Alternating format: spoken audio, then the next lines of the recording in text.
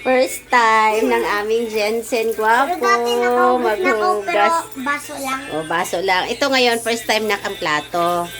Anong Dati- feeling? Dati Dito kasi sa bahay nila nanay, nila mama. Ayan oh, ang gwapong artista namin, naguhugas po ng plato.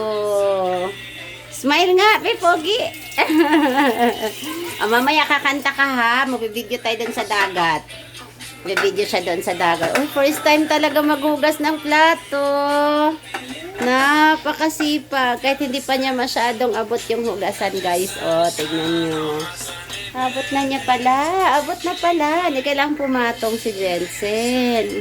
Doon sa Manila, dati na kaya, hindi ko pa kaya. Oh. Proud mami ako, syempre, kasi first time pa ni Jensen maghugas ng plato, guys. So, ngayon, parang mas magaling ka pa sa akin maghugas, nak. Yan, galing, oh. Oh, diba? So, yan. Sino may sabi na hindi marunong maghugas ng plato si Jensen? Hindi po totoo yan. Totoo po talagang magaling siya maghugas at malinis. Be, patingin. Uy, ang galing naman, oh.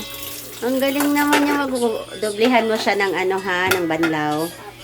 Oh, ganyan. Ganyan pa na maghugas si Jensen ng plato.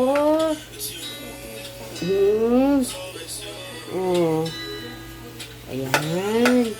Kasi alimbawa, may role ka sa ano, sa palabas. Pag makuha ka, ikaw maghuhugas. O di alam mo na. Sabi ni Direk, marunong ka ba maghugas ng plato, Jensen? Di, opo, marunong po ako. Nakapaghugas na po ako ng plato.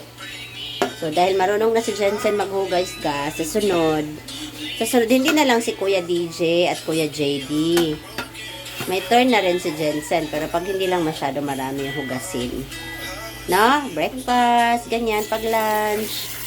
Sa dinner ang madami kasi sabay-sabay kami kumakain. So, ayan na. Congratulations, Jensen Ray! Marunong ka na maghugas ng plato.